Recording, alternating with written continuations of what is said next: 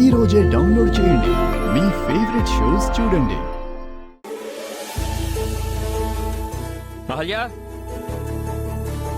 Tiffin పెడతానన్నావు కదా, ready అయిందా?